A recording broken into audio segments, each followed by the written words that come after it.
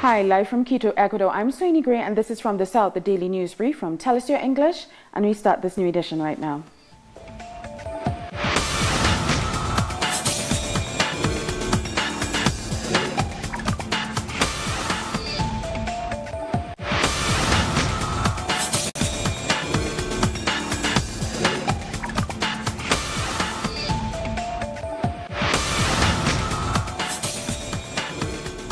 Thank you for joining us. At the end of 2017, several Caribbean leaders delivered end-of-year messages to their people. We start with Guyana's President David Granger, who said citizens need to realize how blessed they are and continue to work for the positive development of their country. For his part, he says his government will work to make life easier for the most disadvantaged in their society. We shall continue to work to provide greater social protection for everyone, particularly our women, children, the elderly, and persons in difficult circumstances.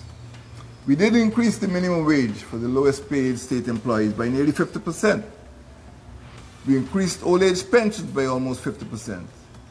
We increased social assistance by 27%, all in only 30 months. We will ensure that the disadvantaged are protected. Dr. Timothy Harris, the Prime Minister of St. Kitts and Nevis, has presented a summary of the achievements and future projects of his administration, highlighting the economic growth expected for the island. We have above average economic growth in the first 3 years, 2015, 2016, and 2017.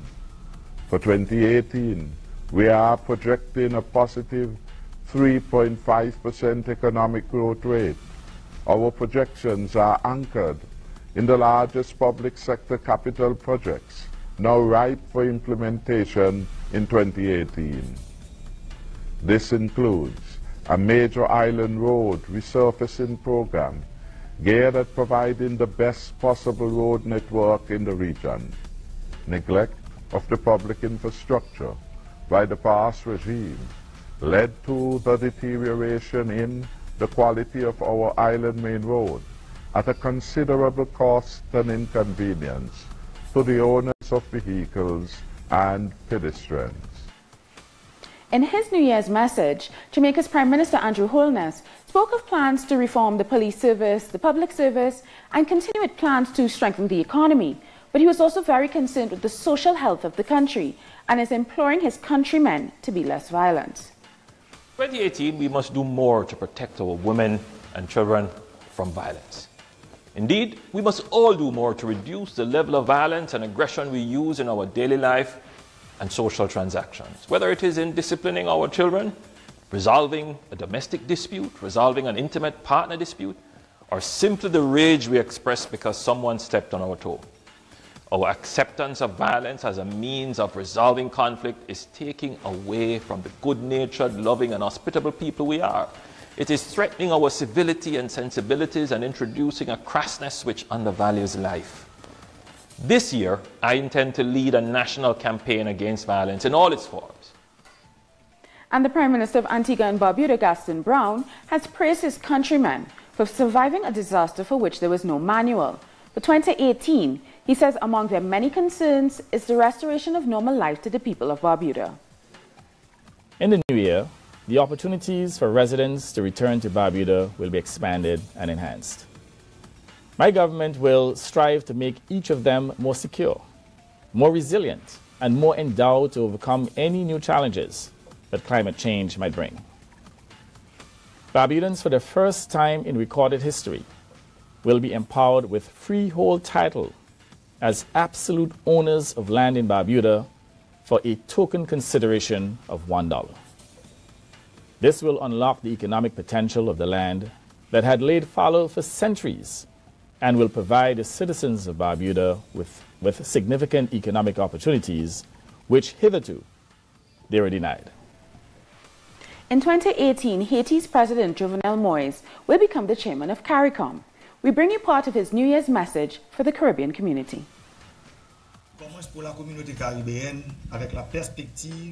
2018 dawns for the Caribbean community with the prospect of seizing an opportunity out of a crisis, as we begin the rebuilding process after the devastating hurricanes of last September, as well as Hurricane Matthew, which pounded the region on October 3 and 4, 2016. We do so with the aim of creating the first climate-resilient region in the world. The absolute necessity to create a climate-smart region is clear given the effects of climate change, which have brought us droughts, mega hurricanes, heavy floods, and unusual weather patterns, all of which adversely affect our development. The social and economic gains that we have made individually and collectively must be protected against the onslaught of nature. The CARICOM member states, as well as the region's non-member states' production of greenhouse gases is practically null, even though they bear a disproportionate share of the consequences. The 59th anniversary of the Cuban Revolution was marked on January 1st with traditional celebration and events across the country, paying tribute to the legacy of the nation and the movement. Hola, ¿qué tal? Un gusto en saludarte desde La Habana. Pues en efecto, un día bien especial. January 1st, 2018 was a special day for all Cubans because it marked the 59th anniversary of the Cuban Revolution, the first socialist revolution in the continent that changed the lives of the Cuban people and initiated a change in the continent. There has been celebration since the last week of 2017. There were concerts, circus shows, a special screening of the movies. Yesterday, the celebration continued at the Alicia Alonso Theatre, where there was a special gala commemorating the revolution with the Cuba's National Ballet. There were concerts with the most important orchestras of the country in many parks and plazas. But this day started with something very symbolic at midnight. The flag ceremony took place in Santiago of Cuba, the second most important province. This is an annual ceremony where the flag is raised at midnight, waiting for the new year in a filled Cespedes Park. If the flag starts to wave, it means it will be a good year. But if it gets tangled, then it won't be such a good year. The good news is that the flag indeed waved. In Havana, there was a military ceremony. 21 bullets were shot in honor of the revolution. This was a hard year, filled with the work to fight against the ongoing blockade, also because there was a setback with the Cuban-American relationship, which led to more trade and tourism restrictions. However, there was a slight increase in the economy. The GDP grew 1.6%. On this year, it is expected that the elections continue with success and for Cubans to keep working to maintain the social accomplishments made by the revolution. More news in a minute, so stay with us.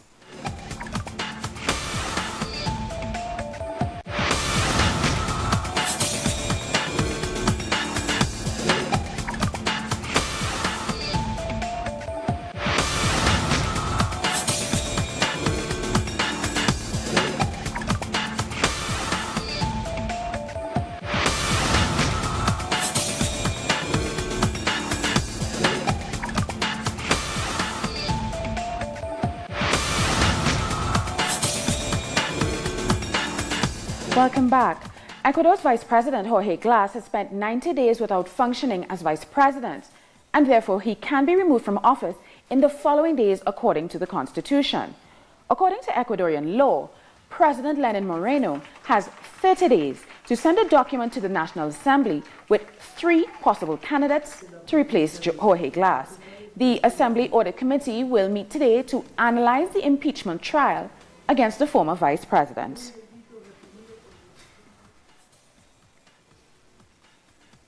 Ten inmates have been killed and several others injured in a gang battle in a prison in the city of Goiânia in Brazil.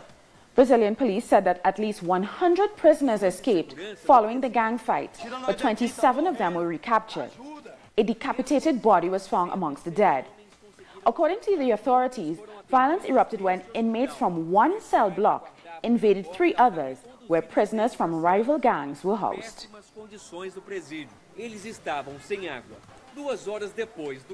After approving a 20-year freeze of public funds in December 2016, President Michel Temer approved the Outsourcing and Labor Reform Law in 2017, a legal mechanism that changed the labor laws in his country to benefit the businessman.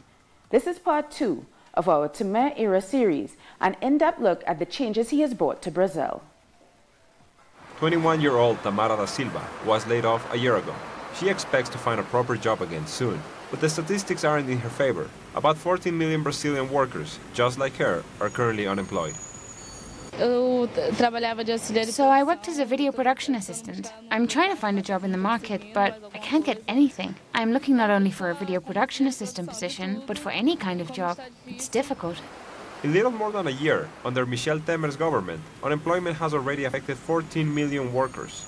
Currently, this number has decreased, but this does not mean a growth in employment rates. Experts predict the increase of informal jobs, where people make less money and work more, and where workers don't have their minimum rights ensured.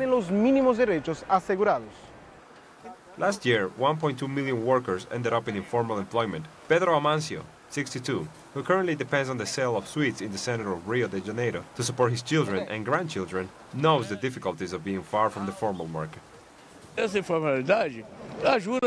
Informality has reduced our salaries. Those who have formal jobs receive a bonus, and we informal workers pay taxes, but we don't receive anything. And when we die, our families don't receive anything either. To generate new jobs, the government of Michel Temer recently approved a labor reform law. Meanwhile, experts highlight the direct effects of the reform that is rejected by more than 80% of the population. Changes in the work process, changes in compensation, changes in the form of negotiation between the workers and the employer, and changes also in the structure of salaries, since it is allowed to flexibilize working hours through an hour bank, which reduces a full work day and salaries. For 2018, President Temer is waiting to approve a reform in the pension system, a new coup that can be implemented by a government that does not have an electoral support. 2017 was the most violent year in Mexico, with almost 10,000 assassinations under President Enrique Peña Nieto's administration. Violent crimes took place in 655 of the 2,000 municipalities in 29 states, including Mexico City. The rates are 59% higher than in 2016 and double that of 2015, according to official police records.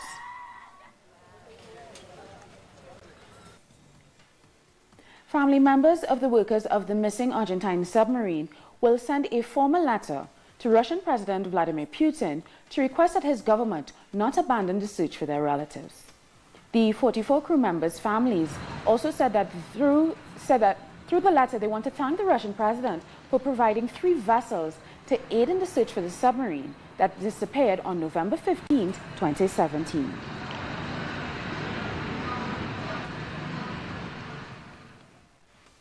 The partner of Peru's infamous dictator, though he'd been found guilty of crimes against humanity, has people in Chile concerned.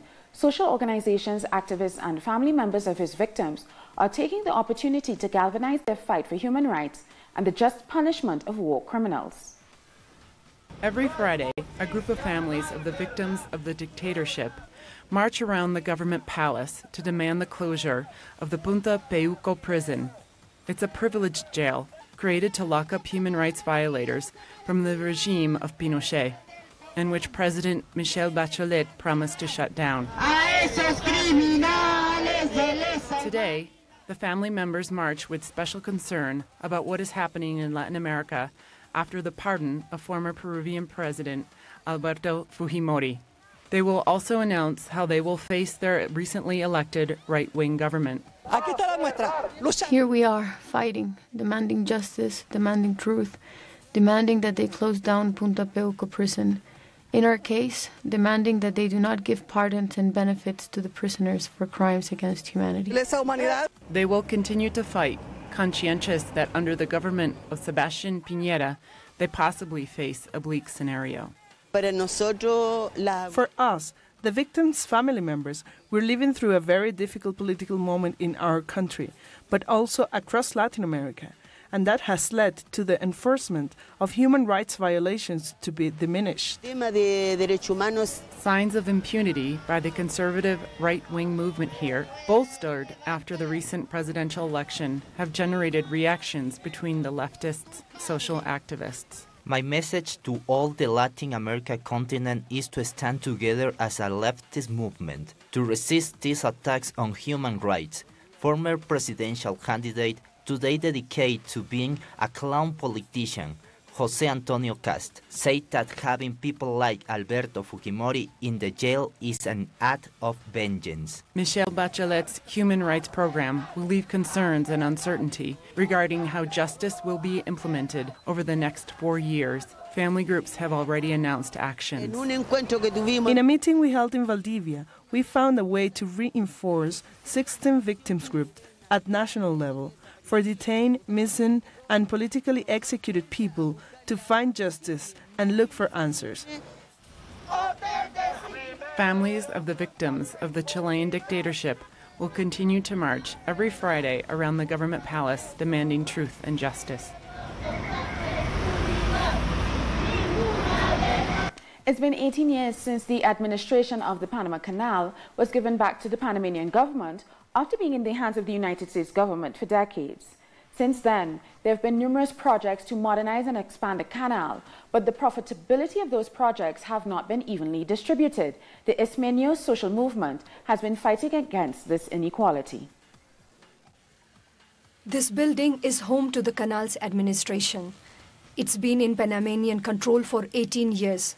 Yet most Ismeños have not benefited from this. Esa es una contradicción histórica que nosotros tenemos como nación.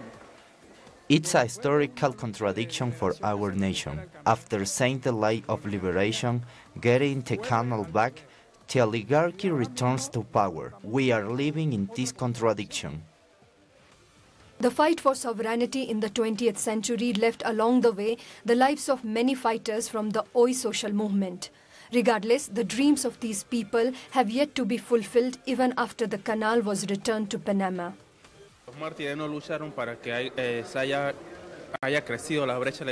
The marchers did not fight so that the gap separating social classes would only grow bigger. This happened after we got the canal back.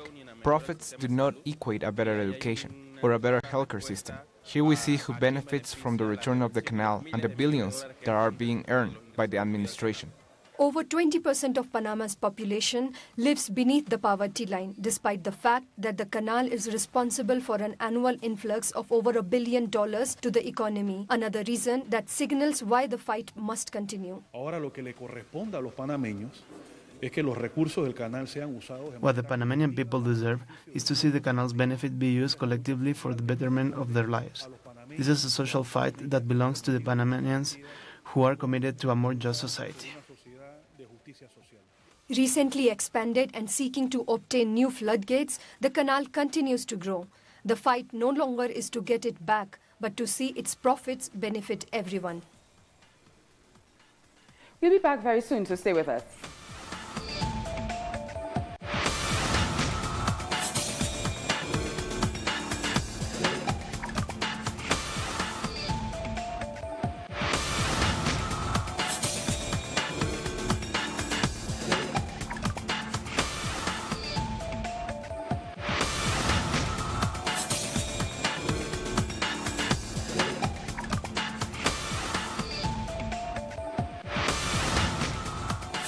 Welcome back.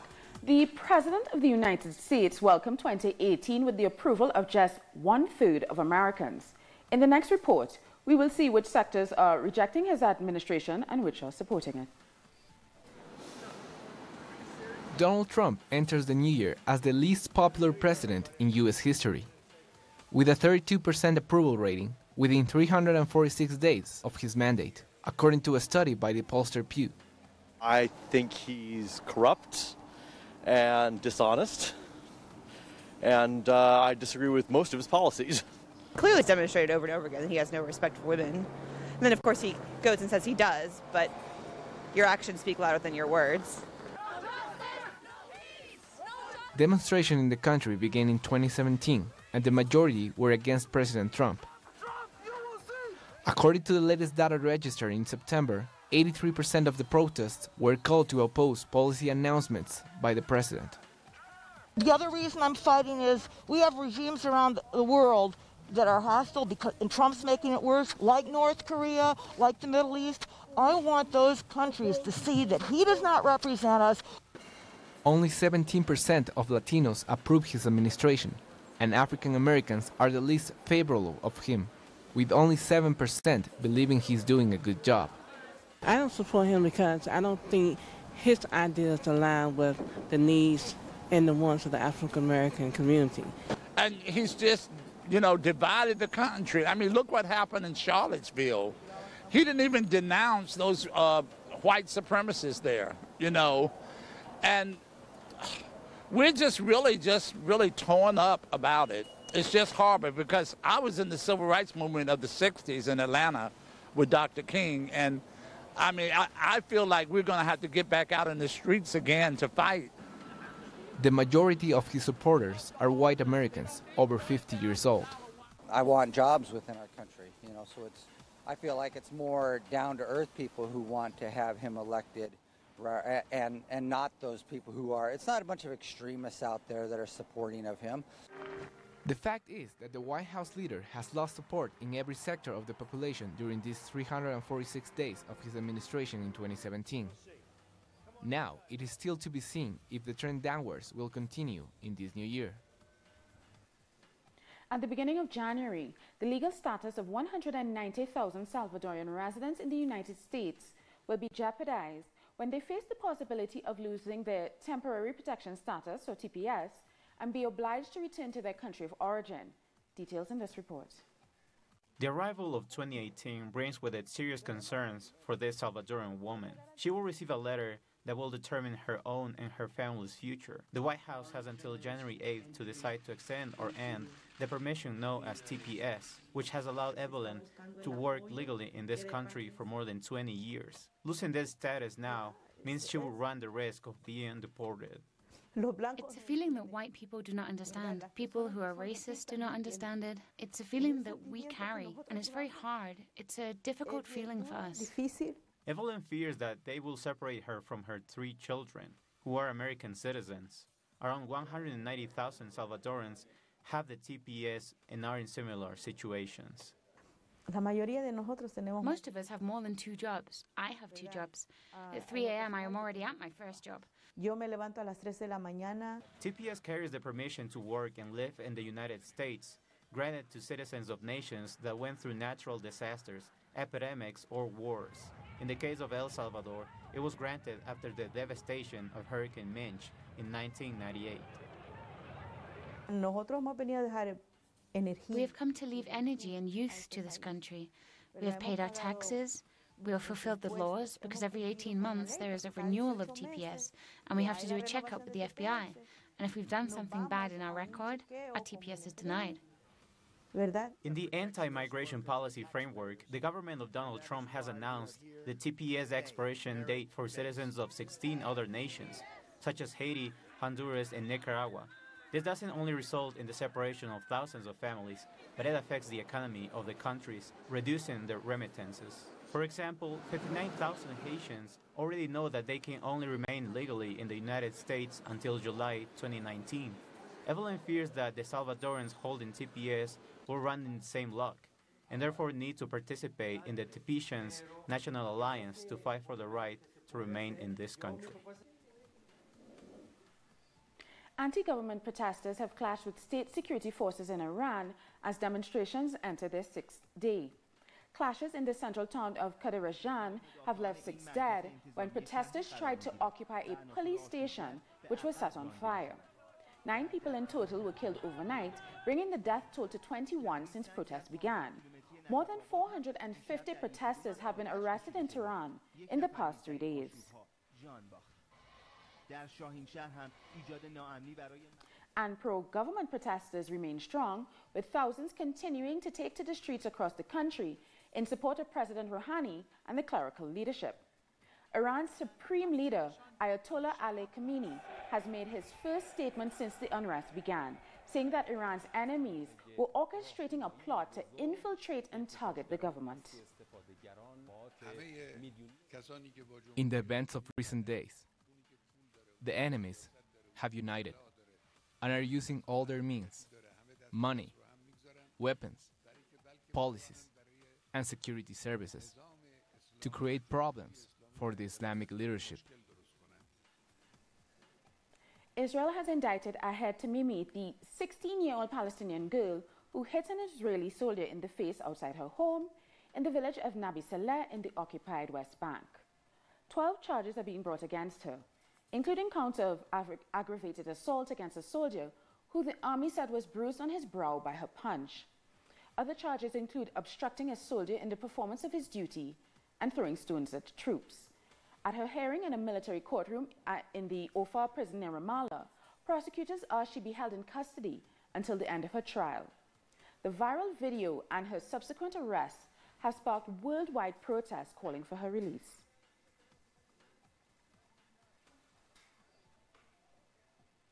South Korea has proposed high-level talks with Pyongyang after the North leader Kim Jong-un called for a breakthrough in relations.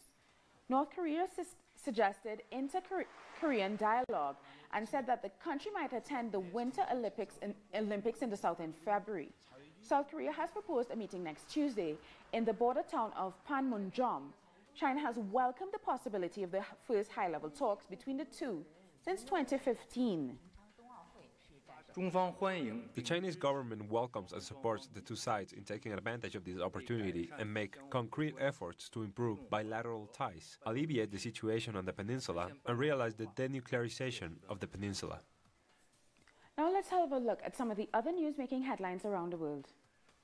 The French government has vowed a crackdown after attacks on French police officers on New Year's Eve, which included a policewoman and her boss being repeatedly kicked and beaten in a savage assault that was filmed and posted on social media. It was a deplorable incident due to bad organization, and we were told that there were lots of young people present between 18 and 25 years old, and a lot of them were considered in regards to the police. In the crowd, certain individuals took advantage of the situation to be disorderly and to attack two people in a disrespectful, cowardly manner. Those two people received our full support. A crash between a passenger bus and a truck ferrying goods has killed 36 people on the main highway connecting Kenya and Uganda. The accident occurred in the Maari area. The initial investigation suggests the bus driver may have lost control or the brakes failed, leading to the collision. At least 20 people have been killed and dozens more were wounded when a Saudi airstrikes hit a crowded market and a petrol station in Al-Jarahi district of Hodida. Relatives of the victims expressed their rage and devastation at the attack. The death toll is expected to rise as many of the wounded are in critical condition. California has begun selling recreational marijuana on January 1st, in what's seen as a milestone in the mainstreaming of the weed. Hundreds lined up to buy it outside stores licensed to sell the drug long before opening hours, and a store owner said they had stocked up in expectation of huge demand. I think it's so exciting. I love it. We called a couple days ago and we asked if they'd be open for recreational, and they talked to us about, the licenses they had, and everyone was stoked. I think it's awesome. It's fun. Yeah. And with that, we've come to the end of this news brief. For these and many other stories, you can find them on our website, tellusyourtv.net/English. And join us on social media, Facebook, Twitter, and Instagram. For Tell Us Your English, I'm Soini Gray. Thank you so much for watching.